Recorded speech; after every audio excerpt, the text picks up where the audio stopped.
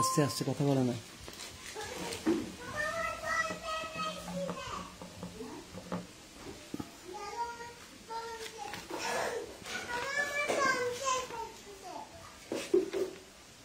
কথা বলে না, কথা বলে না। দাদু দাদু দাদু দাদু আস্তে আস্তে আস্তে আস্তে।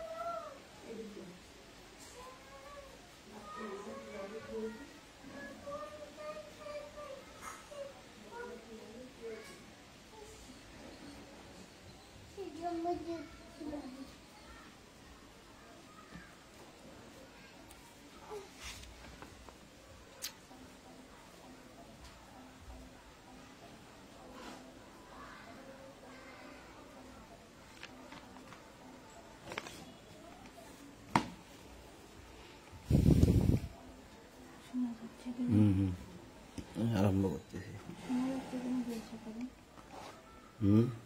না, আজকে শোনা যাবে আশা করি।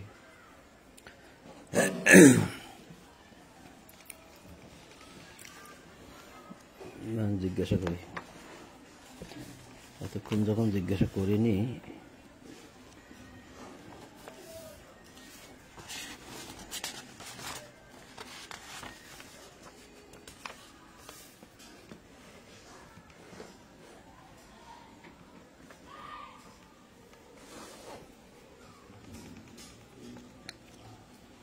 সম্মানিত বন্ধুগণ, আপনাদের সকলের প্রতি শান্তি। শুরু করছি সন্ধ্যার কোরআন পাঠ। সকল প্রশংসা জগৎসমূহের প্রতিপালক আল্লাহর জন্য, সকল পবিত্রতা জগৎসমূহের প্রতিপালক আল্লাহর জন্য। ইলহামদাতা আল্লাহ, আপনি পবিত্র। আমার রব, আমি আপনার আশ্রয় প্রার্থনা করি শয়তানের প্ররোচনা হইতে। আমার রব, আমি আরো আশ্রয় প্রার্থনা করি আমার নিকট উহাদের উপস্থিতি হইতে। দয়াময় পরম দয়ালু আল্লাহর নামে আরম্ভ করিতেছি 83 নম্বর সূরা মুতাফফিফিনের প্রথম আয়াত থেকে পাঠ শুরু। সূরা মুতাফফিফিন আয়াত প্রথম থেকে। আল্লাহ বলছেন, বিসমিল্লাহির রহমানির রহিম, ওয়াইলুল লিল মুতাফফিফিন আল্লাযীনা ইযা ইকতালু আলান নাসি ইস্তাওফুন। দয়াময় পরম দয়ালু আল্লাহর নামে। দুর্ভোগ তাহাদের জন্য যাহারা মাপে কম দেয়, যাহারা মাপে কম দেয় তাদের জন্য দুর্ভোগ। কিন্তু আসলে বিষয়টা দুর্ভোগ না, এটা হবে ওয়াইল। ওয়াইল অর্থ ধ্বংস। ধ্বংস তাহাদের জন্য যাহারা মাপে কম দেয়। আর যদি আপনি আমার এই কথাটার প্রমাণ চান, তবে আপনি ইন্টারনেটে সার্চ দিয়ে ইন্টারনেট থেকে আপনি একটি ডিকশনারি নামাইতে পারেন। সেটা হচ্ছে আল মুজামুল ওয়াফি। আল মুজামুল ওয়াফি আরবি বাংলা অভিধান। এটা 1142 পৃষ্ঠা। 1142 পৃষ্ঠা, অর্থাৎ একদম শেষের দিকে। সেখানে ওয়াইল শব্দের, এই যে ওয়াইল শব্দের অর্থ দেওয়া আছে ধ্বংস। আবার বলছি, আল মুজামুল ওয়াফি আরবি বাংলা অভিধানের 1182 পৃষ্ঠায় ওয়াইল শব্দের অর্থ দেওয়া আছে ধ্বংস। ধ্বংস। তো এখানে হবে ওয়াইলুল লিল মুতাফফিফিন, ধ্বংস তাহাদের জন্য যাহারা মাপে কম দেয়। যাহারা মাপে কম দেয় তাদের জন্য ধ্বংস। এই ধ্বংসই যখন হবে তারা, তখন তাদের জন্যই সেটা দুর্ভোগ হয়। কিন্তু আসলে যদি আমরা দুর্ভোগ বলি, তাহলে মনে হয় যেন কেমন অর্থটা একটু দুর্বল হয়ে যায়। কিন্তু ওয়াইল শব্দের অর্থ কিন্তু ধ্বংস। যেমন আপনি লোকমুখে একথাও শুনে থাকবেন যে ওয়াইল দোজক। ওয়াইল দোজক নামে একটা দোজক লোকমুখে বলে আর কি, ওয়াইল দোজক। তা আল্লাহ বললেন, ধ্বংস তাহাদের জন্য যাহারা মাপে কম দেয়। আল্লাযীনা ইযা ইকতালু আলান নাসি ইস্তাওফুন, যাহারা লোকের নিকট হইতে মাপিয়া লইবার সময় পূর্ণ মাত্রায় গ্রহণ করে। অর্থাৎ মানুষের নিকট থেকে মেপে নেওয়ার সময় পূর্ণ মাত্রায় নেয়, আর মানুষকে যখন দেয় তখন সে মানুষকে কম দেয়, পূর্ণ মাত্রায় দেয় না। তো এই জাতীয় মানুষের জন্য ধ্বংস অনিবার্য, যেটা এখানে আমরা দেখতে পাচ্ছি আল্লাহ বলছেন।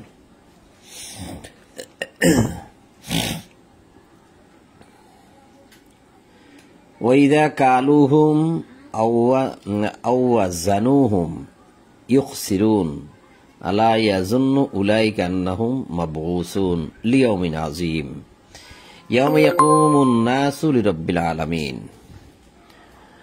এবং যখন তাহাদের জন্য মাপিয়া অথবা ওজন করিয়া দেয় তখন কম দেয়।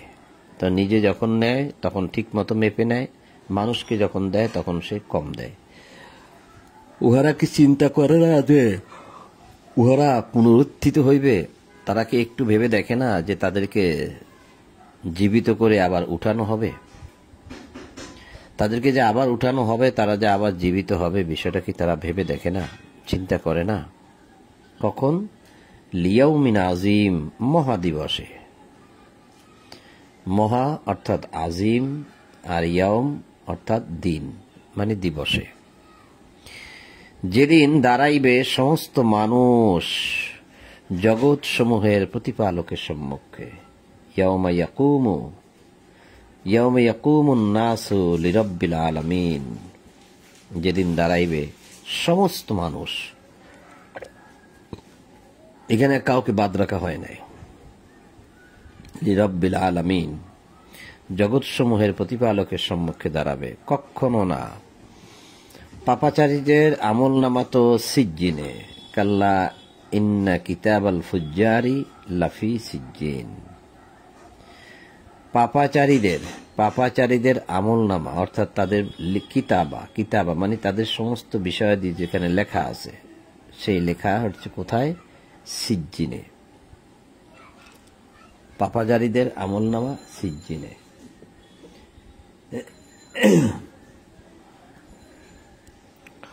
আমা আদরা কামা সিজ্জিন, সিজ্জিন সম্পর্কে তুমি কি জানো? সিজ্জিন সম্পর্কে তুমি কি জানো?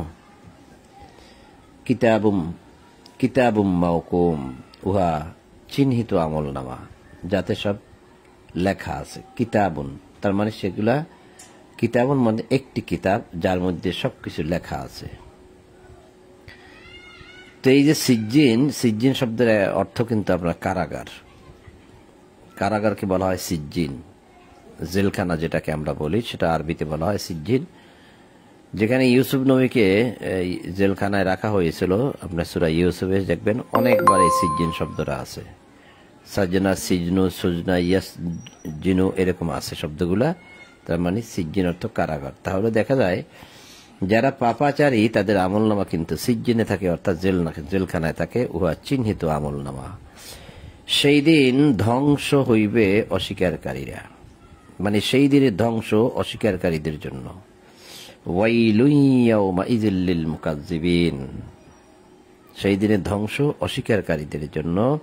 আল্লাযীনা ইয়াকাযযিবুনা বিয়াউমিদ্দিন, যাহারা কর্মফল দিবসকে অস্বীকার করে। আল্লাযীনা ইয়াকাযযিবুনা কাযযাবা, অস্বীকার করে, অগ্রাহ্য করে, মিথ্যা প্রতিপন্ন করে, বিয়াউমিদ্দিন। আর আপনি আমি শুরুতে কি পড়েছি? মালিকি ইয়াউমিদ্দিন। মালিক আল্লাহ হচ্ছেন কর্মফল দিবসের মালিক। আমরা পড়েছি কোথায়? সূরা ফাতিহায় পড়েছি। আল্লাহ কর্মফল বিচার দিবসের মালিক। ইয়াউমিদ্দিন, মালিকি ইয়াউমিদ্দিন। মালিক অর্থ মালিক, ইয়াউমিদ্দিন মানি আমরা কি বুঝি? এটা নিয়ে অনেক মতভেদ আছে আমাদের মধ্যে। অনেকেই বলেন যে ইয়াউমিদ্দিন, ইয়াউম অর্থ দিন, আবার দিন ইয়াউমিদ্দিন, দিন অর্থ দিন, দিন অর্থ জীবন ব্যবস্থা, দিন অর্থ আইন, ইত্যাদি ইত্যাদি। তো এটা কোন ধরনের আইন? যারা মতভেদ করে তারা করতে থাকবে, এই মতভেদের শেষ পাবেন না আপনি। কিন্তু এখানে কিন্তু স্পষ্ট হয়ে গেল সূরা ফাতিহার ৩ নম্বর আয়াতে যে মালিক ইয়াউমিদ্দিন, সেটা কোন দিন বলবেন কেমনে? এই যে যাহারা কর্মফল দিবসকে অস্বীকার করে। আল্লাযীনা ইউকাযযিবুনা, যারা কাযযাবা করে, মিথ্যা প্রতিপন্ন করে, অগ্রাহ্য করে, অস্বীকার করে, বিয়াউমিদ্দিন, বিচার দিবসকে, কর্মফল দিবসকে, অর্থাৎ ইয়াউম দিন, অর্থাৎ ইয়াউম অর্থ দিন, আর এই যে আদ-দিন যেটা হচ্ছে আইন, অর্থাৎ আল্লাহর আইনে আল্লাহ সেই দিন বিচার করবে মানুষের। আল্লাহর আইনে বা আল্লাহর বিধানে আল্লাহ বিচার করবে, সেটাই হচ্ছে ইয়াউমিদ্দিন। ওমা ইউকাযযিবু বিহি ইল্লা কুল্লুম বাদিন আসিম, কেবল প্রত্যেক পাপিষ্ঠ সীমালঙ্ঘনকারী ইহা অস্বীকার করে। যারা আসিম, যারা পাপী, যারা মুতাদ, যারা সীমালঙ্ঘনকারী, ইল্লা কুল্লু, এই কুল্লু মানে এই সমস্ত লোকেরাই কেবল ইউকাযযিবু মিথ্যা প্রতিপন্ন করে, সীমা অস্বীকার করে, কেবল এই পাপী অস্বীকারীরা। কি? এই বিয়াউমিদ্দিন, অর্থাৎ কর্মফল দিবসে আমার কর্মের ফল দেওয়া হবে। ভালো যা করছি তাও পাবো, মন্দ যদি করে থাকি তাও পাবো। এই দিনটাকে অনেকেই অস্বীকার করে। তো এটাই আল্লাহ বলছে যে যারা সীমা লঙ্ঘনকারী আর যারা পাপী, এই দুই শ্রেণী মানুষ কেবল এই কর্মফল দিবসকে অস্বীকার করে। ইযা তুতলা আলাইহি আয়াতুনা ক্বালা আসাতিরুল আউয়ালিন, উহার নিকট আমাদের আয়াতসমূহ আবৃত্তি করা হইলে, অর্থাৎ তুতলা মানে তেলাওয়াত করা হইলে বা পাঠ করা হইলে বলে, ইহা পূর্ববর্তীদের উপকথা, অর্থাৎ পূর্বেও আমরা এরকম কথা শুনেছি। এগুলো পূর্বের যুগেও অনেক কথা শুনেছি, লোকমুখে আছে, বুড়া বুড়ির কাছে আছে। তার মানে পূর্বের যুগে আল্লাহ যে সমস্ত নবী রাসূল পাঠিয়েছিলেন তাদের ইতিহাসগুলো তো মানুষের মুখে মুখে রয়ে গেছে। তো অহংকারীরা, এই পাপীরা, এই সীমা লঙ্ঘনকারীরা কি বলে? এগুলো আগের লোকের উপকথা, কল্পকাহিনী। কখন বলে? ইযা তুতলা আলাইহি আয়াতুনা, যখন তুতলা করা হয়, আমাদের আয়াতগুলোকে তেলাওয়াত করা হয়। মানে না। কাল্লা বাল রানা আলা কুলুবিহিম মা কানু ইয়াকসিবুন, কখনোই নয়, বরং উহাদের কৃতকর্মই উহাদের হৃদয়ে জং ধরাইয়াছে। কলবের মধ্যে, এই যে কুলুবিহিম, তাদের কলবের মধ্যে কি করেছে? ইয়াকসিবুন, কৃতকর্মই, তারা যে কাজকর্ম করেছে এগুলোর প্রতি এতটাই মোহচ্ছন্ন হয়েছে যে তাদের কলবের মধ্যে আর অন্য কিছু ঢুকে না, সেটা জং ধরে গেছে। এখানে লেখাই আছে জং ধরাই আছে। লোহায় যেমন জং ধরে, কেউ বলে জাঙ্গারা ধরে, কেউ বলে জং ধরে। এটা আল্লাহ কিভাবে উপমা দিচ্ছেন যে তাদের হৃদয়ের মধ্যে জং ধরেছে।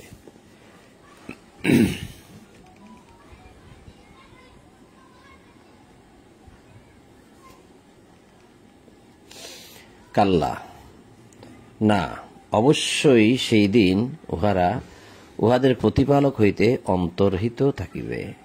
কাল্লা ইন্নাহুম আন রব্বিহিম ইয়াউমাইযিল লামাহজুবুন সুম্মা ইন্নাহুম লাসালুল জাহিম, অতঃপর উহারা তো জাহান্নামে প্রবেশ করিবেই। সুম্মা ইউকালু হাযাল্লাযী কুনতুম বিহি তুকাজ্জিবুন, তারপর বলা হইবে ইহাই তাহা যাহা তোমরা অস্বীকার করিতে। তো এই যে জাহান্নামে প্রবেশ করিবে, এই জাহান্নামকে যেহেতু তোমরা অস্বীকার করতে, তা এখন তো পেলে, এই যে এখন যে তোমরা জাহান্নামে প্রবেশ করলে, এটাই তো তোমরা অস্বীকার করতে, তাই না? অবশ্যই পুণ্যবানদের আমলনামা ইল্লিনে। কাল্লা ইন্না কিতাবাল আবরার লাফি ইল্লিয়িন, যারা আবরার, এই আবরারদের আমলনামা মানে কাল্লা ইন্না কিতাবা মানে লিখিত বিষয়গুলো, অর্থাৎ যত অপরাধ করেছি, ভালো করেছি, মন্দ করেছি, সব আমলনামায় যে লেখা হয়েছে সেই লিখিত বিষয়গুলা আবরারা লাফি ইল্লিয়িন, যারা আবরার,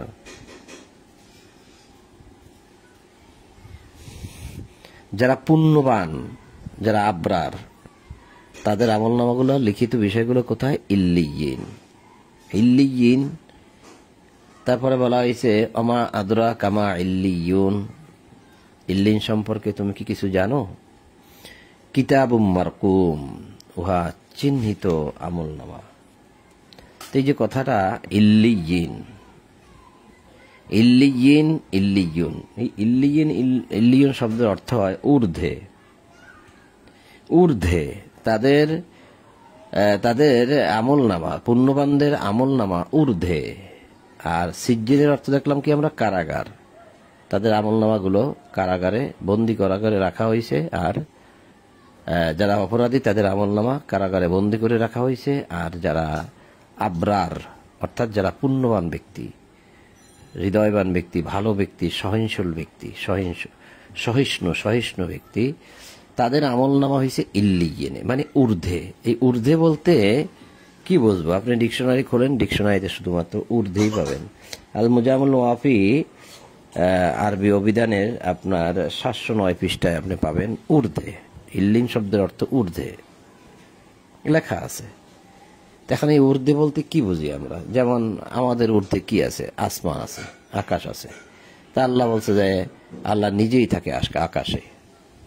আপনার 67 নম্বর সূরার মুলুকের 16-17 বলছে আল্লাহ থাকে আকাশে।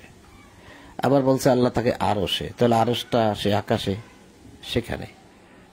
তো এখন এই যে আল্লাহ যে বলল, এবং তাহলে তার কাছে তো আল্লাহর সাথে তো ফেরেশতাও থাকে, তাই না? তো সবই তো ঊর্ধ্বে। তাহলে আবরার যারা, পুণ্যবান যারা, তাদের আমলনামা থাকে ইল্লিনে, অর্থাৎ ঊর্ধ্বে। আমা আদরা কামা ইল্লিয়ুন, ইল্লিন সম্পর্কে তুমি কি কিছু জানো? কিতাবুম মারকুম, ওটা হচ্ছে চিহ্নিত আমলনামা। এখন এই চিহ্নিত আমলনামা, এটাও আমি বুঝবো কিভাবে? যে কিতাবুন লেখা আছে, অর্থাৎ একটি কিতাব, অর্থাৎ আমলনামার কিতাব, অর্থাৎ আমি যা করেছি সেই কিতাবটা, তা বলা হয়েছে সেটা চিহ্নিত। ইয়াশহাদুহুল মুকাররাবুন, যাহারা আল্লাহর সান্নিধ্য প্রাপ্ত তাহারা উহা দেখে। তাহলে এখন আমি যে ফেরেশতার কথা বলছি চলে আসলো। একমাত্র আল্লাহর সান্নিধ্য প্রাপ্ত তো হচ্ছে ফেরেশতারা, তারা ওটা দেখে। দেখেন আপনারা আমার আমলনামা তাহলে কে দেখে? ফেরেশতারা। আর যারা পাপী সীমালঙ্ঘনকারী তাদের আমলনামা কোথায় দেখলাম আমরা? সিজ্জিনে, অর্থাৎ জেলখানায় বন্দী। যাক, এভাবে আল্লাহ বলছেন, তাই আমরা যতটুকু পারি ততটুকু বোঝার চেষ্টা করি, একটু দেখি যে আল্লাহ কি বলছেন। যেহেতু আল্লাহ বলছেন যে আফালা ইয়াতাদাব্বারুনাল কোরআন, তবে কি তোমরা কোরআন নিয়ে চিন্তা গবেষণা করবে না? আমা আলা কুলুবিন আকফালুহা, নাকি তোমাদের কলবে তোমাদের হৃদয়ে তালা লেগে আছে? তো এই তালাটা খোলার জন্য আমরা একটু পড়ি, দেখি, চিন্তা ভাবনা করি। তো এখন যতটুকু পাওয়া যায়, যতটুকু বুঝ আল্লাহ দিবেন ততটুকুই, তো এর বেশি তো আর পারবো না। তো এখানে বলা হয়েছে যে যাহারা আল্লাহর সান্নিধ্য প্রাপ্ত ব্যক্তি তাহারা উহা দেখে। যাহারা আল্লাহর সান্নিধ্য প্রাপ্ত ব্যক্তি বলাটা ভুল হবে আমার, সান্নিধ্য প্রাপ্ত তারা ওটা দেখে। ইন্নাল আবরারা লাফি নাইম, আবার আসছে আবরার পুণ্যবানগণ তো থাকিবে পরম স্বাচ্ছন্দ্যে। যারা সহিষ্ণু মানুষ, পুণ্যবান, ভাগ্যবান, সৌভাগ্যশীল, ভালো মানুষ, হৃদয়বান ব্যক্তি, নরম বিনয়ী ব্যক্তি, তারা হচ্ছে পুণ্যবান, তারা হচ্ছে আবরার। তারা থাকবে একদম পরম স্বাচ্ছন্দ্যে। আমার জীবনে আমি একটি ব্যক্তি পেয়েছিলাম যার নাম আবরার, আর তাকে আমি এতটাই নত পেয়েছি, সে হচ্ছে একজন কোটিপতি। সে নিজেও কোটিপতি এবং তার পিতাও কোটিপতি না শুধু, অনেক অনেক কোটি টাকার মালিক। BMW গাড়ি চালায়, পাজেরো গাড়ি রাখে, BMW আছে, পাজেরো আছে, বুঝেন না, খুব কোটিপতি। কিন্তু এতটা বিনয় যে মানুষ হতে পারে এত কোটিপতি হওয়া সত্ত্বেও, এতটা বিনয় একদম বলার মতো না। আমি ভাবতাম মাঝে মধ্যে যে তার নামের সাথে তার এই যে চারিত্রিক গুণাবলীর যে একটা বৈশিষ্ট্য, এটা একদম হুবহুব মিলে গেছে।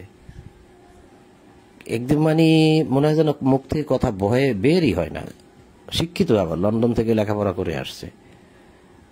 হ্যাঁ, পাঁচ ওয়াক্ত নামাজ যখনই আজান দেয় তখনই দৌড়ে আগে আগে যায় নামাজ পড়তে।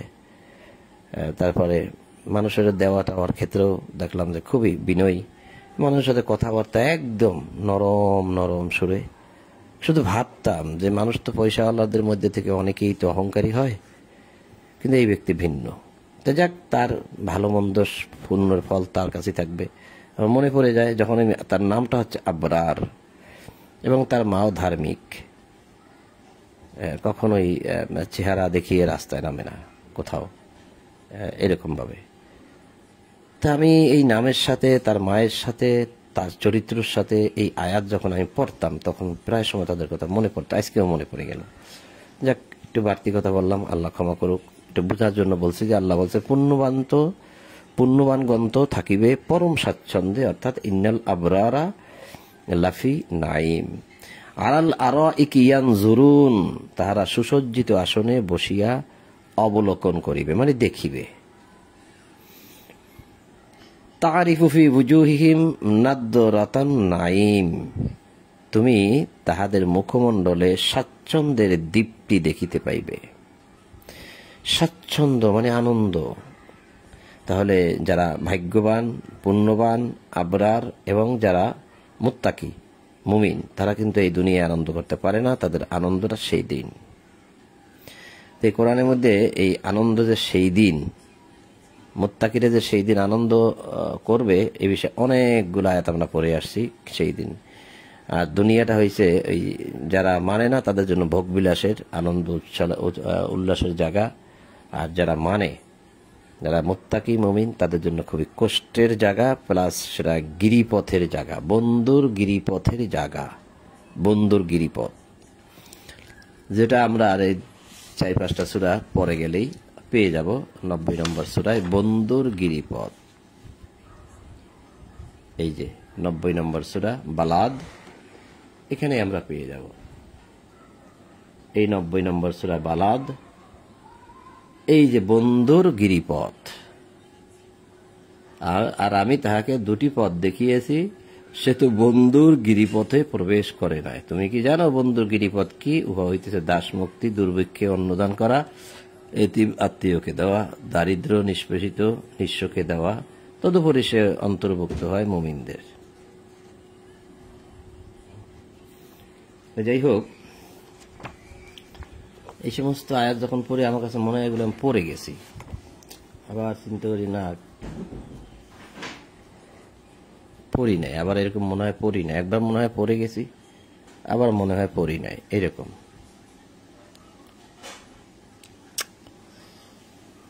কি ভুল করতেছি কিনা আল্লাহ জানে। তারপরে আল্লাহ বলছেন যে তারিফু ফি বুজুহিহিম নাদরাতান নাঈম, তুমি তাহাদের মুখমণ্ডলে স্বাচ্ছন্দ্যের দীপ্তি দেখিতে পাইবে। এই বিষয়ে কথা বলতে গিয়ে বলছিলাম যে যারা পৃথিবীতে কষ্ট করে চলে তারা একমাত্র বন্ধুর গিরিপথে প্রবেশ করে। বন্ধুর গিরিপথটা হচ্ছে আঁকা বাঁকা পথ, পাহাড়ের ঢালু উঁচু নিচুর পথ,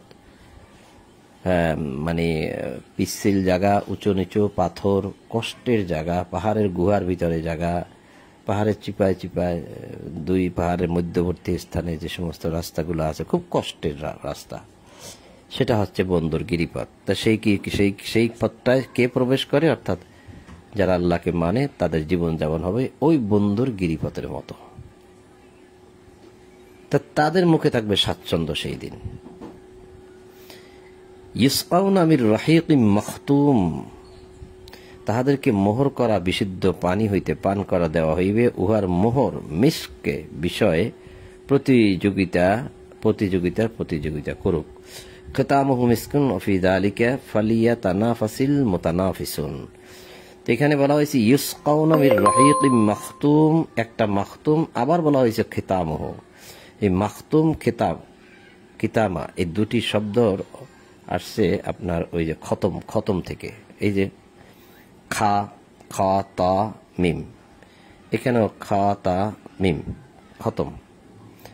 খতম এখানে বলা হয়েছে রাহিকিম মাখতুম, এখানে বলা হয়েছে খিতামুহু মিস্ক, এখানে বলা হয়েছে মিস্ক, এখানে বলা হয়েছে ইউসকাউনা মির রাহিকিম। এই মিস্ক যদি আপনি এর বুঝতে গেলেও এর অনেকগুলো কথা বলতে হয়। মিস্ক এবং অর্থাৎ যদি আপনি ওই যে মিস্কু আম্বার, মিস্কু আম্বার বলা হয় না যে মির্গুনাবি কস্তুরি থেকে মিস্কু আম্বার এটা ঘ্রাণ বের হয়, সেই মিস্ক যদি আপনি ধরেন, তার কিছুটা এখানে প্রমাণও আছে। অর্থাৎ সেই রকম একটা সুস্বাদু সুঘ্রাণযুক্ত শরবত বা পানি তাদেরকে দেওয়া হবে, যা হচ্ছে মাখতুম, খেতাব, খতম করা। এখন এই খতম শব্দটা এখানে আর এখানে মাখতুম খেতামুহু কেন আসলো, এটা নিয়ে বিশেষজ্ঞদের অনেক চিন্তা আছে, অনেক চিন্তা ভাবনা আছে, আলোচনা আছে, পক্ষে বিপক্ষে অনেক কথা আছে।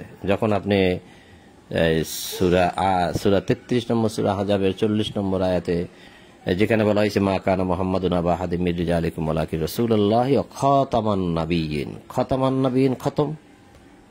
তখন মানে বিশেষজ্ঞদের মধ্যে এক শ্রেণী বলেন যে না, খতম না, রসুল নবী খতম না, খাতামান নাবিয়্যিন যেটা নবী খতম বলা হয়েছে, আসলে নবী খতম না, নবী আরো আসবে, এরকম কথা আমরা শুনি। এখন সত্য মিথ্যা আল্লাহ জানে। কিন্তু খতম শব্দটা দ্বারা ওখানে যেমন শেষ বোঝানো হয়েছে, অনেকে নিচ্ছে না।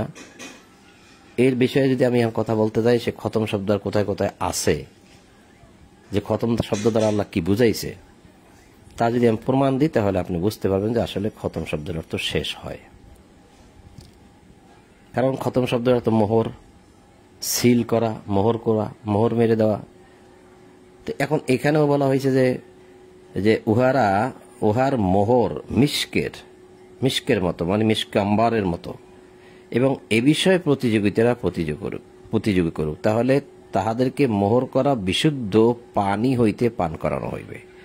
তাদেরকে এমন এক শরবত বা এমন এক পানি দেওয়া হবে যা মোহর করা। এখন এই মোহর করা আপনি কি করে বুঝবেন? তখনই তারা যুক্তিটা দেয় যে মোহর, খতম শব্দের অর্থ যদি মোহর হয়, মানে শেষ হয়, শেষ, তাহলে এখানে অনুবাদ কি করবেন, এরকম মানে যুক্তিরা আসে বা তারা দেখায় যে তাহাদেরকে মোহর করা মানে শেষ করা, পানি থেকে দেওয়া হবে। তখন অনেকেই হতভম্ব হয়ে যায়, কথা তো ঠিক, আসলে কথাটাও ঠিক, শেষ করাই। তাহাদেরকে মোহর করা বিশুদ্ধ পানি হইতে পান করানো হইবে, তার মানে তাদেরকে শেষ করা পানি থেকেই। বলবেন কিরকম এটা? অর্থাৎ এই পানির মধ্যে যত জীবাণু ছিল, যত জার্ম ছিল, যত দূষিত বিষয় ছিল, সবগুলাকে শেষ করা হয়েছে, কিছুই নাই। পৃথিবীতে যেখান থেকে আপনি পানি উত্তোলন করেন সেখানে কোনো পানির মধ্যে কোনো না কোনো জার্ম জীবাণু থাকতে পারে।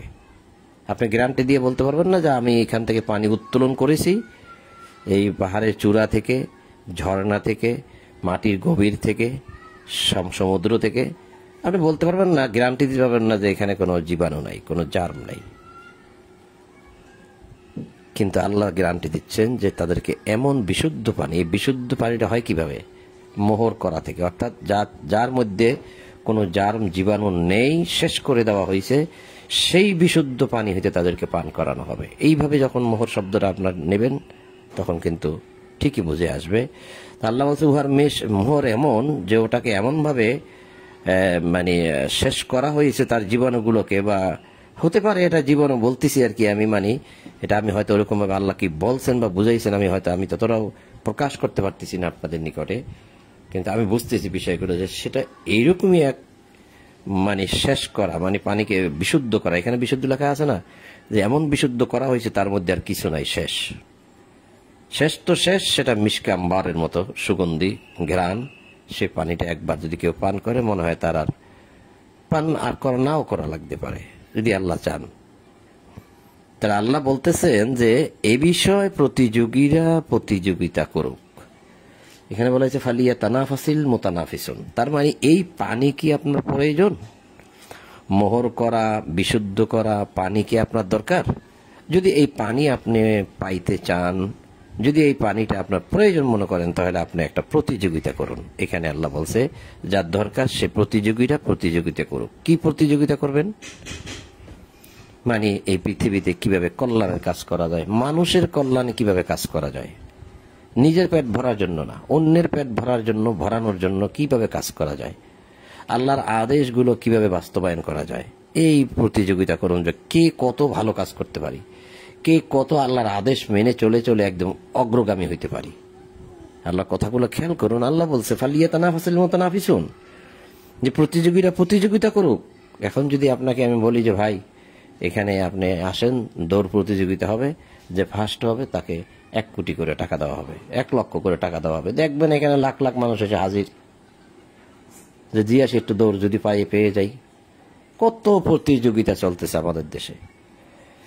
তো সব রকম প্রতিযোগিতায় আমরা অংশগ্রহণ করতে রাজি, কিন্তু কল্যাণের কাজ করার জন্য, আল্লাহর পথে কাজ করার জন্য, আল্লাহকে সন্তুষ্ট করার জন্য, আল্লাহর আদেশগুলো বাস্তবায়ন করার জন্য কোনো প্রতিযোগিতা আমাদের মধ্যে নাই বললেই চলে। নাকি মিথ্যা বলছি? তাহলে এই পানি যদি আপনার আমার প্রয়োজন হয়, তাহলে আল্লাহ বলছে প্রতিযোগিতা করো, যে কে কত ভালো কাজ করতে পারো, কে কত আমার আদেশগুলো মানতে পারো। আবার বলছে যে উহার মিশ্রণ হইবে তাসনিমের। এই তাসনিম শব্দটার অর্থ আমি অনেক একটা, আচ্ছা দেখি,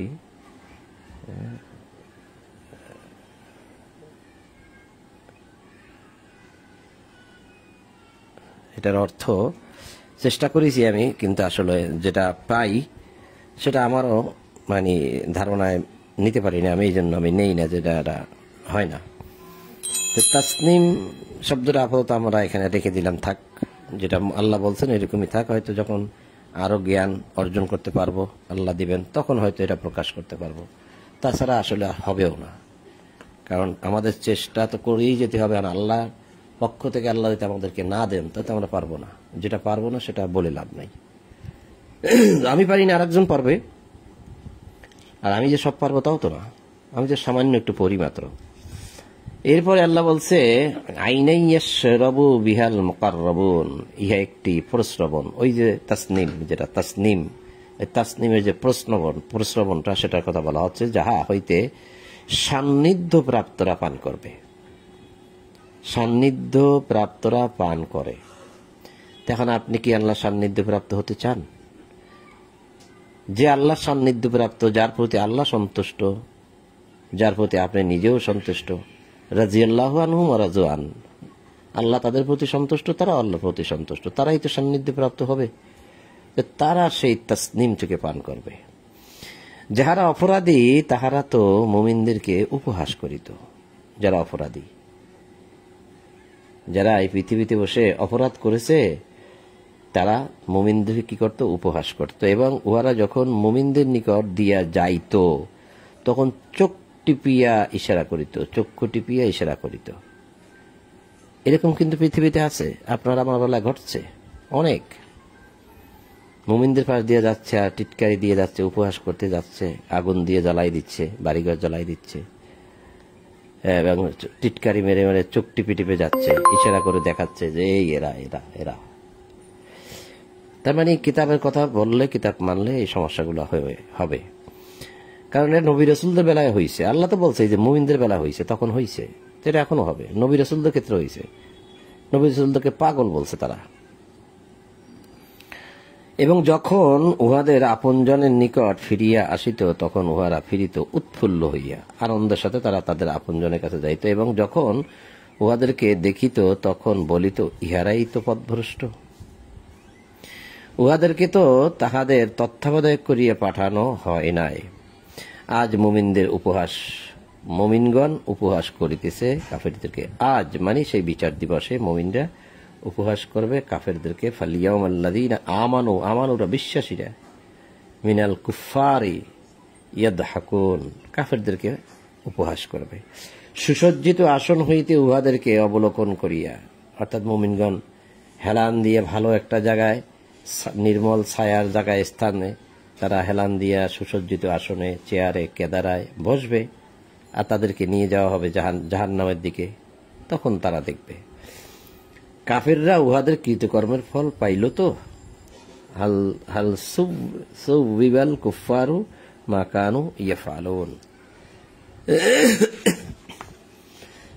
হ্যাঁ, 83 নম্বর সূরা শেষ।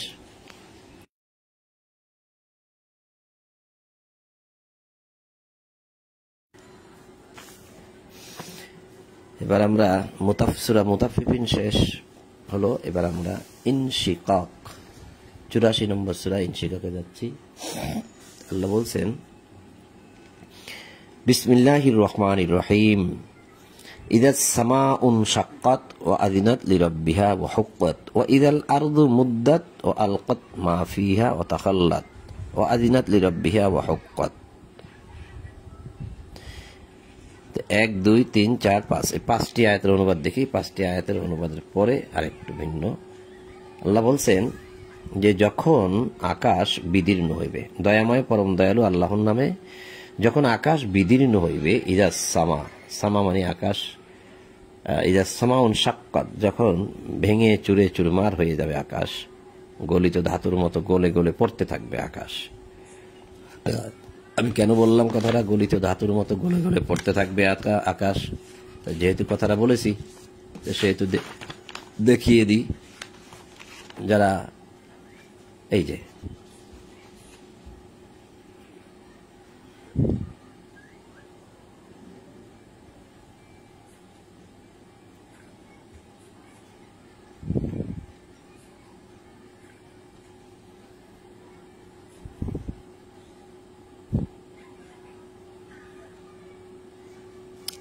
এটা মনে হয় আমি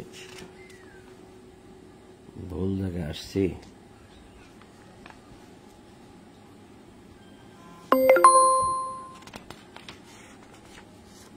আচ্ছা, পাইলাম না কেন এখন?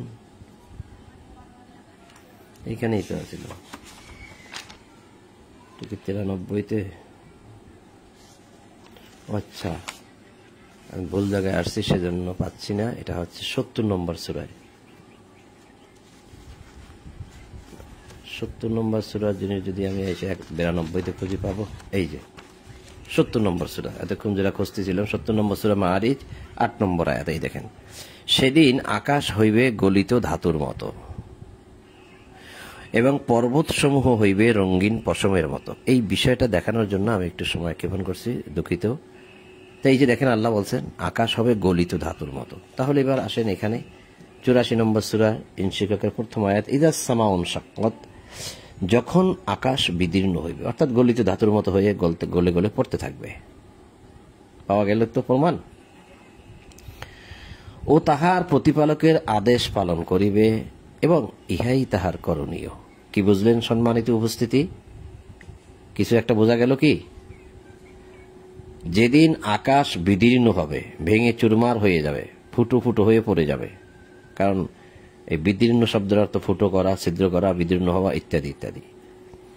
ও তাহার প্রতিপালকের আদেশ পালন করিবে। কে পালন করিবে? আমি এই জন্য বলছি যে বুঝলেন কি, আদেশ, আকাশ আদেশ পালন করবে। আকাশকে যখন বলা হবে ভেঙে চুরমার হয়ে যাও, সে তাহার আদেশ পালন করবে। এই দেখেন, আদেশ পালন করিবে, তাহার প্রতিপালকের আদেশ পালন করবে। কে করবে? আকাশ। এরপরে কি বলছে? ইহাই তাহার করণীয়, এটাই তার কাজ। কি কাজ? আকাশের কাজটা কি? এখন আকাশকে তার প্রতিপালক বলেছে স্থির থাকো, যেভাবে রেখেছি ঠিক সেভাবে থাকো, আর যেদিন বলবে ভেঙে যাও, সেদিন সেটা ভেঙে যাবে। এটাই হচ্ছে ইহাই তাহার করণীয়। আকাশের কাজ এটাই। এর দ্বারা আল্লাহ বুঝাইতে চাচ্ছেন যে মানুষ, তোমাদেরকেও তো আমি দুনিয়ায় আদেশ দিয়ে পাঠিয়েছিলাম যে আমার এই আদেশগুলো পালন করবে। তোমরা কি সে করণীয় কাজগুলো করেছ? তোমাদেরকে আমার আদেশগুলো পালন করার দরকার ছিল না? আল্লাহ উদাহরণ দিয়ে বোঝাচ্ছেন। যখন আকাশ ভেঙে যাবে, বিদীর্ণ হবে, তার প্রতিপালকের আদেশ সে পালন করবে, এটা তার করণীয়। তার রবের আদেশ পালন করা দরকার তার। তাহলে আপনার আমার উপর কি আদেশ? আল্লাহর আদেশ পালন করা। কিন্তু আমরা করি কি? এরপরে বলছে দেখেন, এবং পৃথিবীকে যখন সম্প্রসারিত করা হইবে, ওয়াইদাল আর্দ মুদ্দাত, পৃথিবীকে যখন সম্প্রসারিত করা হইবে ও পৃথিবী তাহার অভ্যন্তরে যাহা আছে তাহা বাহিরে নিক্ষেপ করিবে ও শূন্য গর্ব হইবে। পৃথিবীর মধ্যে যা আছে সব ফেলে দেবে পৃথিবী। অর্থাৎ যখন ভারসাম্যহীন হয়ে যাবে, আকর্ষণ বিকর্ষণ যখন থাকবে না, বেরি সেন্টারের যে একটা এই যে ভর কেন্দ্র, সেটাও যখন থাকবে না, কিছুই যখন থাকবে না, তখন এগুলো সব কোন দিক থেকে কোন দিকে ছিটে পড়ে যাবে, ভেঙে চলে চুরমার হয়ে যাবে। তখন তার এই যে পৃথিবীর অভ্যন্তরে মানে মধ্যে যা আছে সব বের হয়ে যাবে, পড়ে যাবে, বাহিরে নিক্ষেপ করিবে। এখন সে আছে, পৃথিবী যেভাবে আল্লাহ রাখছে সেভাবে আছে, কিন্তু সেই দিন যখন আদেশ করবে তখন পৃথিবী ভেঙে চুরে যখন চুরমার হয়ে যাবে, তখন পৃথিবীর মধ্যে কত প্রকার মাটি আছে, এঁটেল মাটি, দোআঁশ মাটি, লাল মাটি, হলুদ রঙের মাটি, বালু। এখন আপনি যখন খুঁড়েন টিউবওয়েলের জন্য যখন আপনি মাটি খোঁড়েন, পাইপ ঢুকান, তখন দেখেন আপনি কত জাতের মাটি পান। আরো তলদেশে আরো কত কিছু আছে। সেই দিনকে পৃথিবী সব নিক্ষেপ করবে, বের করে দিবে, শূন্য গর্ভ হয়ে যাবে, শূন্য খালি হয়ে যাবে। তারপরে কি বলছে? এবং তাহার প্রতিপালকের আদেশ পালন করিবে। পৃথিবী এখন আদেশ পালন করতেছে, সম্প্রসারিত করা হইবে, এবং এখন যেভাবে আছে স্থির, আল্লাহ বলছে পৃথিবী তিনি স্থির করেছেন, এবার স্থির আছে আল্লাহর আদেশে। আর যখন আদেশ করবেন তখন সে কি করবে? সব বের করে দিবে, শূন্য গর্ব হয়ে যাবে, এবং তার প্রতিপালকের আদেশ পালন করিবে, ইহাই তার করণীয়। পৃথিবীর তাই করণীয়। তখন তোমরা পুনরুত্থিত হইবে। তো পৃথিবীর কাজ যদি এটা হয় যে তার রবের আদেশ সে পালন করবে, এটা তার করণীয়, তা আপনার আমার কাজ কি? এবার আসছে, হে মানুষ, এই দুটি উদাহরণ দিয়ে আল্লাহ মানুষকে ডাক দিছে, ইয়া আইয়ুহাল ইনসান, হে মানুষ, তুমি তোমার প্রতিপালকের নিকট পৌঁছা পর্যন্ত কঠোর সাধনা করিয়া থাকো, পরে তুমি তাহার সাক্ষাৎ লাভ করিবে। তাহলে তুমি যদি তার সাক্ষাৎ লাভ করতেই চাও, এখানে বলা হয়েছে ফামুলাকিহ, ইয়া আইয়ুহাল ইনসান ইন্নাকা কাদিহুন ইলা রাব্বিকা কাদহান ফামুলাকিহ। এই মুলাকি শব্দটা আসছে মোলাকাত থেকে। মোলাকাত অর্থাৎ মোলাকাত করা, মানে দেখা করা, সাক্ষাৎ করা। কঠোর পরিশ্রমের মাধ্যমে তুমি তোমার রবের সাক্ষাৎ পাবে, এর আগে নয়। তা কঠোর পরিশ্রমটা কি? ওই যে দেখাই দিলাম বন্ধুর গিরিপথ, 90 নম্বর সূরা বালাদের। বন্ধুর গিরিপথে যেতে হবে। গিরিপথ পাহাড়ের চূড়ার বা পাহাড়ের নিচের সেই আঁকা বাঁকা পথ, কত কষ্টের পথ, ভিজা পথ, শুকনো পথ, উঁচু পথ, পাহাড়ের পথ, পাথরের পথ, যেখানে যাওয়া যায় না, অন্ধকারের পথ, গুহার ভিতরে পথ, অর্থাৎ কষ্টের পথ। অর্থাৎ আমাদের এই জীবনটাও যেন আমরা সেই কষ্টে দিন কাটাই, অত আনন্দ উল্লাস না করি, এটা বোঝাচ্ছে আল্লাহ। যে তোমাকে অনেক সাধনা করে, অনেক কষ্ট করে তারপরে তোমাকে মরতে হবে, উঠতে হবে, তারপর তুমি তোমার প্রতিপালকের সাক্ষাৎ পাবে। আর সেই সাধনা যদি তুমি না করো তাহলে সাক্ষাৎটা পাবে না, অন্ধ করে উঠানো হবে। দেখো আকাশের দিকে তাকিয়ে দেখো, তাকে যেটা বলেছি সে সেটা করবে, এটা তার করণীয়। পৃথিবীর দিকে তাকিয়ে দেখো, তাকেও যেভাবে বলা হবে সেটাই পালন করবে, এটা তার করণীয়। তাহলে তোমার করণীয় কি? তোমার যদি কিছু করণীয় থাকে তাহলে সেটা হবে তোমার রবের সাক্ষাৎ পাওয়ার জন্য সাধনা করা, অনেক কষ্ট করা। এরপরে আল্লাহ বলছে, যাহাকে তার আমল নেওয়া তাহার ডান হাতে দেওয়া হইবে, তাহার হিসাব নিকাশ হবে সহজেই লওয়া হইবে, সহজেই লওয়া হইবে। যেমন ধরেন আমি একটা উদাহরণ দিই আপনাকে, এটা তো পরকালে কিরকম হবে আমরা তো জানি না, একটা উদাহরণ দিই, সেটা তো আল্লাহ ভালো জানে কিরকম হবে, আমরা বোঝার জন্য। যে ধরেন এইটা কোরআনের, আমরা এটা কোরআন বলি, কিন্তু ধরেন এটা আপনার সাদা পৃষ্ঠা, পুরোটাই সাদা পৃষ্ঠা এই কোরআনটা। তো এখন যদি বলা হয় যে দেখো এখানে লাল কালির দাগ কোথায় কোথায় আছে, সবুজ কালির দাগ কোথায় কোথায় আছে, তা আপনি যদি এভাবে পৃষ্ঠাগুলো উল্টান, দেখেন তো এই যে, তখন আপনি দেখতে পাবেন যে কি এখানে তো সবই সবুজ সবুজ সবুজ সবুজ সবুজ, মানে ভালো কাজ ভালো কাজ ভালো কাজ ভালো কাজ ভালো কাজ ভালো কাজ। তখন এরকম ভাবে দেখে বলা যায় যে না, এখানে কোনো লাল কালির দাগ নাই, লোকটা ভালো কাজ করেছে। এই যে দেখেন, একটা উদাহরণ দিলাম। আর যদি এরকম দেখে পৃষ্ঠাগুলো ছাড়েন এভাবে, আর যদি দেখা যায় যেখানে লাল লাল লাল লাল লাল লাল লাল দাগ, সব লাল দাগ, মানে সব অপরাধের দাগ, অপরাধের দাগ, তো হিসাবটা কি একদম সহজ করা যায় না? এই যে আল্লাহ বললেন, যার ডান হাতে আমলনামা দেওয়া হবে, তার সঙ্গী ফেরেশতা আমার সঙ্গে দুইজন আছে, সেই তো বলে দেবে যে আমাদের রব এর আমলনামায় সব কিছু সবুজ, ভালো ভালো, আর যা অপরাধ করেছিল সেগুলো ক্ষমার চিহ্ন আছে, সেগুলো সবুজ করা হয়েছে, ভালো, সহজ। তার হিসাবটা সহজ হবে, কারণ ফেরেশতা দুইজন আছে না, তারা তো বলে দেবে সব, তারা তো দেখছে সব, সারা জীবন বলে দেখছে।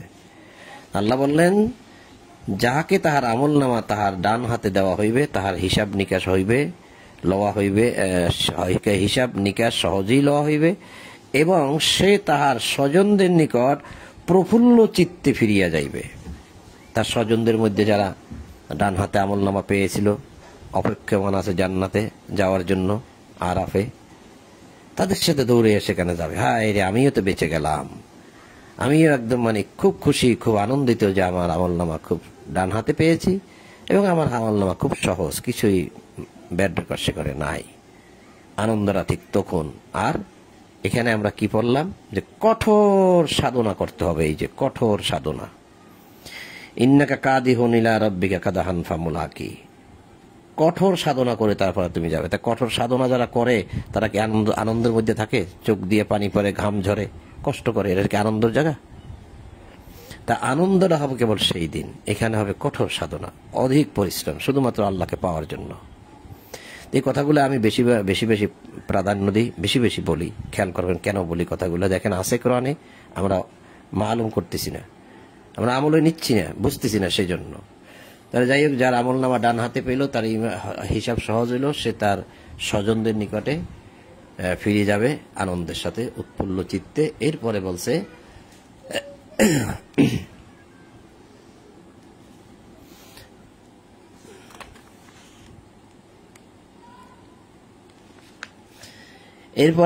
যাহাকে তাহার আমলনামা তাহার পৃষ্ঠের মানে পিঠের পশ্চাৎ দিক হইতে, মানে পিছন দিক হইতে দেওয়া হইবে, সে অবশ্য তাহার ধ্বংস আহ্বান করিবে, ধ্বংস কামনা করবে। ওয়াম্মান উতিয়া কিতাবাহু ওয়ারাআ যাহরিহি, ওয়ারাআ মানে পিছন থেকে, যাহরিহি মানে এটা হচ্ছে পিঠের পিছন থেকে। ফাসাউফা ইয়াদউনা সুবুরা, সে ইয়াদউনা ডাকবে কি, কাকে ডাকবে? ধ্বংস। আমি মরে যাই, আমাকে মেরে ফেলা হোক, আমি যেন বেঁচেই না থাকি, আমি যেন জীবিতই না থাকি। কারণ জানে যে ওই সময় যে পৃথিবীতে বসে ভাবছিলাম যে এরকম কিছু একটা হবে না, তাই যেরকম ইচ্ছা সেরকম চলছি, কিন্তু এখন যখন সেভাবেই আমাকে উঠানো হলো, আর এখন দেখা যাচ্ছে সেই হিসাব নিকাশ শুরু হয়ে গেল, বিচার দিবস শুরু হয়ে গেল, তাহলে তো সবই আছে, তাহলে তো জাহান্নামও আছে সামনে। এবং জাহান্নাম তো তারা দেখবেও। এখন তো আর উপায় নাই। আর আমল নামা দেওয়া হয়েছে আমার বাম হাতে, তার মানে আমি জাহান্নামী। তো এর আমল নামা বাম হাতে দেবে কিভাবে? ওই যে দুইজন ছিল লগে কিরামান কাতিবিন, তারা তো জানে সব যে কি আছে আমল নামার মধ্যে, বাম হাতে ধরাই দিবে। তো বাম হাতে আমল নামা ধরাই দিবে, আর একজনকে ধরাই দেবে ডান হাতে। ডান হাতে যে ধরাই দেবে সে যখন রবের সন্নিকটে যাবে, রব তো তার প্রতি খুশি, দেখেই খুশি, আনন্দিত, সন্তুষ্ট। কি আর বিচার করবে তখন? কারণ তার মনোনীত ফেরেশতা দুইজন সেই আমল নামা ধরাই দিছে ডান হাতে, তার মানে কি? এইবার আছে এখানে আমল নামা আছে, আপনার এই মিজান আছে, দাড়িপাল্লা আছে, ওজন আছে, পাপ পুণ্যের ওজন আছে, সবই আছে। তো এগুলো কতগুলো নিদর্শন মাত্র। তো যাই হোক, এখন যে তার যাকে আমল নামা পশ্চাৎ দিক মানে পিঠের পিছন দিয়ে দেওয়া হবে, সে তার ধ্বংস কামনা করিবে এবং জ্বলন্ত অগ্নিতে প্রবেশ করিবে। বৈয়াসলা সাইরা, জ্বলন্ত অগ্নিতে প্রবেশ করবে। সে তো তাহার স্বজনদের মধ্যে আনন্দে ছিল। তাহলে এখানে স্বজনদের মধ্যে আনন্দে ছিল, আর এখানে দেখছি আমরা যে স্বজনদের মধ্যে আনন্দে যাবে। এই যে স্বজনদের নিকট উৎফুল্ল চিত্তে ফিরিয়া যাইবে, স্বজনদের নিকট। দেখা গেল কি? আর এখানে স্বজনদের মধ্যে যারা আনন্দে থাকে তারা কিন্তু সেদিন ধ্বংস কামনা করবে। দুটোটা বিষয় খেয়াল করতে হবে আমাদের। সে তো ভাবিত যে সে কখনোই ফিরিয়া যাইবে না, নিশ্চয়ই ফিরিয়া যাইবে। তাহার প্রতিপালক তাহার উপর সবিশেষ দৃষ্টি রাখেন। বালা, অবশ্যই সে ফিরে যাবে। রব্বাহু কানা বিহি বাসীরা। বাসীরা শব্দের অর্থ হইছে দৃষ্টি, দৃষ্টি রাখেন।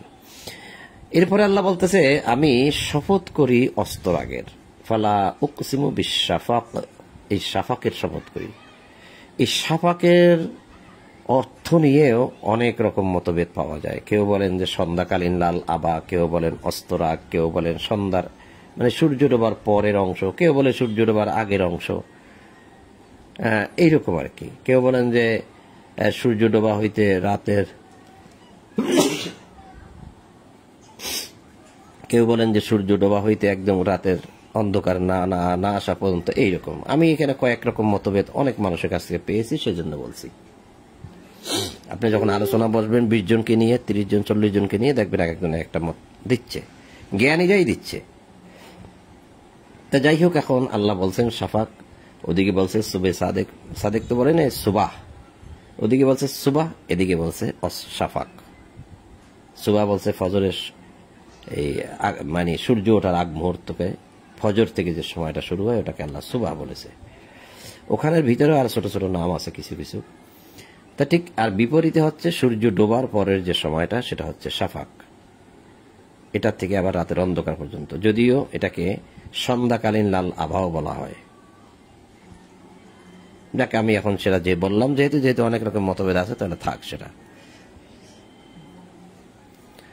তারপরে এবং আল্লাহ বলতেছে, আমি শপথ করি অস্তরাগের, শাফাকের এবং রাত্রির শপথ করি, আর উহা যাহা কিছুর সমাবেশ ঘটায় তার শপথ করি।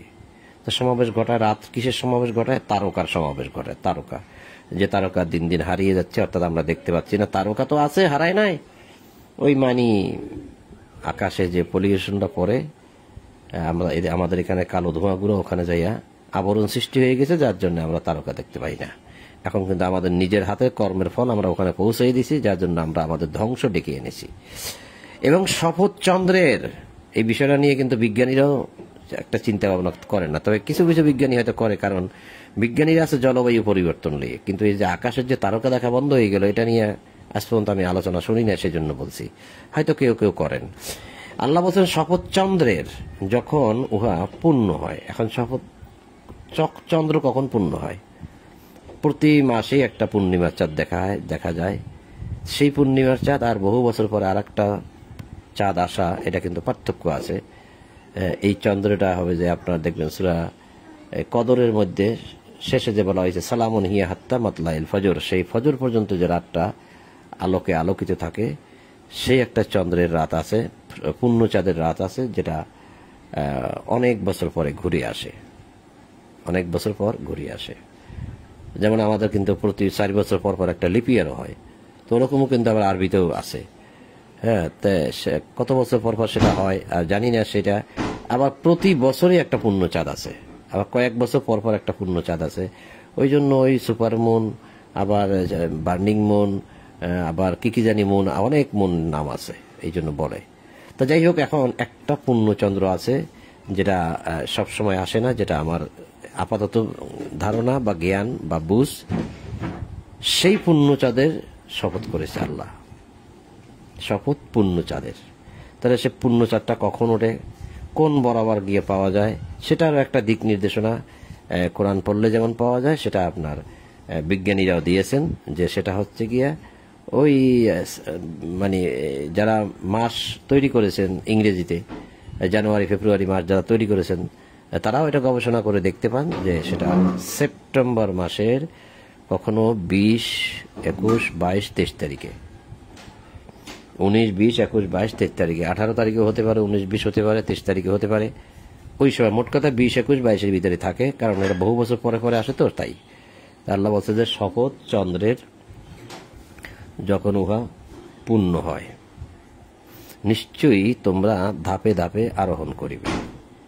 এখন ধাপে ধাপে কি আরোহণ করিবে? আরোহণ করা মানে ওঠা। ধাপে ধাপে আরোহণ করিবে মানে উঠবে, অর্থাৎ জ্ঞান অর্জন করবে তোমরা ধাপে ধাপে। একসাথে জ্ঞান কিন্তু আসে না, আর জ্ঞানের পরিপক্কতা আসে আবার 40 বছর বয়সে। সেটা সে কথাও কোরআন বলে দিয়েছে যে জ্ঞানের পরিপক্কতা 40 বছরে আসে। এটা আপনার 46 নম্বর সূরা আহকাফের 15 নম্বর আয়াতে গেলেই পাওয়া যাচ্ছে। যাই হোক, সুতরাং উহাদের কি হইল যে উহারা ঈমান আনে না, এবং উহাদের নিকট কোরআন পাঠ করা হইলে ওরা সেজদা করে না, পরন্তু কাফেরগণ উহাকে অস্বীকার করে।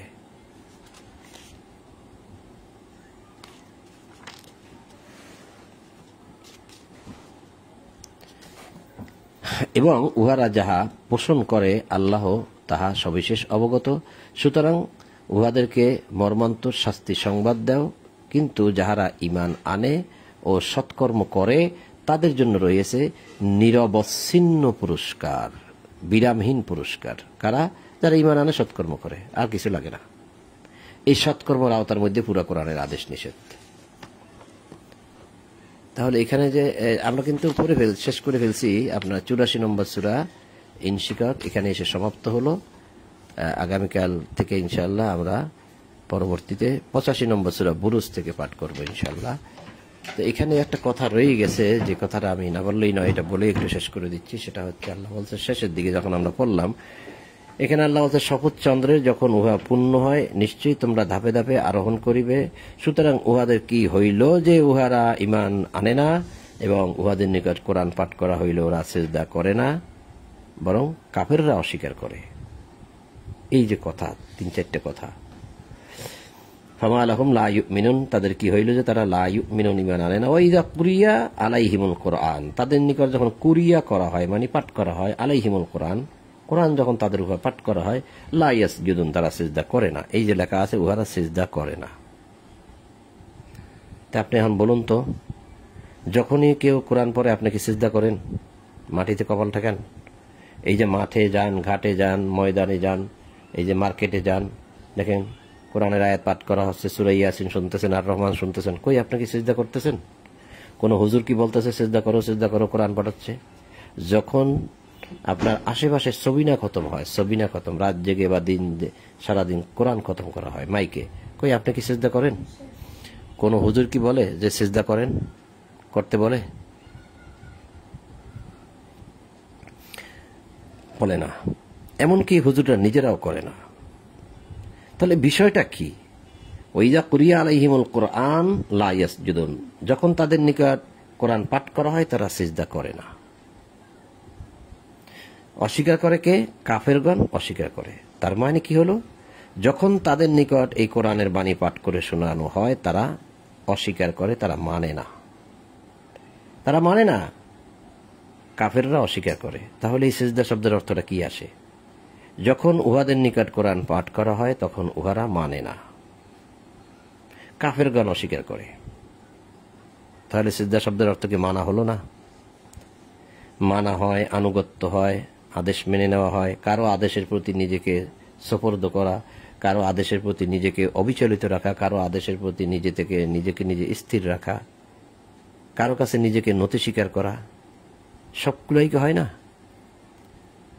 যখন উহাদের নিকট কোরআন পাঠ করা হয় তখন উহারা সিজদা করে না। অনুবাদটা এটা হবে নাকি যখন উহাদের নিকট কোরআন পাঠ করা হয় তখন তারা মানে না, কাফেররা অস্বীকার করে? যে কাফের সেই কেবল অস্বীকার করে, মানে না। তাহলে সিজদা শব্দের অর্থ কি হয়? মানা হয় না। এ প্রসঙ্গে আমি যদি এখন যাই, না হলে আমি 50টা আয়াত দেখাইতে পারবো। এমনকি একটা আয়াত তো জ্বলন্ত প্রমাণ আছেই, একটা আয়াতের মতো অনেকগুলো প্রমাণ আছে যে আকাশ জমিনে যা কিছু আছে সব আল্লাহকে সিজদা করে, মানে আল্লাহকে মেনে চলে। সূরা হজের 18 নম্বর আয়াত। যা আছে, পাহাড়ও আমাকে সিজদা করে, তার মানে পাহাড় আমার আদেশ মতো বসে আছে, আমার আদেশ মেনে চলে। সবাই, গাছ আমার আদেশ মেনে চলে, মানে সিজদা করে। গাছ আমাকে সিজদা করে, মানে গাছ আমার আদেশ মেনে চলে। সিজদা শব্দের অর্থ কিন্তু মান্য করা, মানা। এখন আপনার বুঝ কিরকম আমি জানি না, তবে আমি কোরআন থেকে প্রমাণ দিলাম এটা কিন্তু এরকমই হওয়ার কথা। আর যদি আপনি বলেন যে না, সিজদা মাটিতে কপাল ঠেকাইতে হবে, তাহলে আপনি কোরআন পড়লেই মাটিতে কপাল ঠেকাবেন। যখনই কোরআনের আয়াত শুনবেন তখনই মাটিতে কপাল ঠেকাবেন, সবাই, একদম সবাই, কেউ থামতে পারবেন না। কিন্তু এই বিধানটা প্রতিষ্ঠিত নাই কেন তাহলে? সিজদা শব্দের অর্থ যদি মাটিতে কপাল ঠেকানোই হয়, তাহলে আপনি যখনই ওই যা কুরিয়া আলাইহিমুল কোরআন, যখনই কোরআন কুরিয়া করা হয়, পাঠ করা হয়, তখনই আপনি সিজদা করবেন, যেখানে থাকেন সেখানে। যাই হোক, তা যেটা বললাম আর কি, তা আমরা এই 84 নম্বর আয়াত, 84 নম্বর সূরা শেষ করলাম। আগামীতে ইনশাআল্লাহ 85 নম্বর সূরা বুরুজ থেকে পাঠ করা হবে, আজকে আর নয়। তো সম্মানিত বন্ধুগণ, আপনাদের সকলের প্রতি শান্তি, সালামুন আলাইকুম, এবং সকল প্রশংসা জগৎ সমূহের প্রতিপালক আল্লাহর জন্য। এই বলেই আজ ঈশার কোরআন পাঠ এখানেই সমাপ্ত করলাম। আলহামদুলিল্লাহি রাব্বিল আলামিন।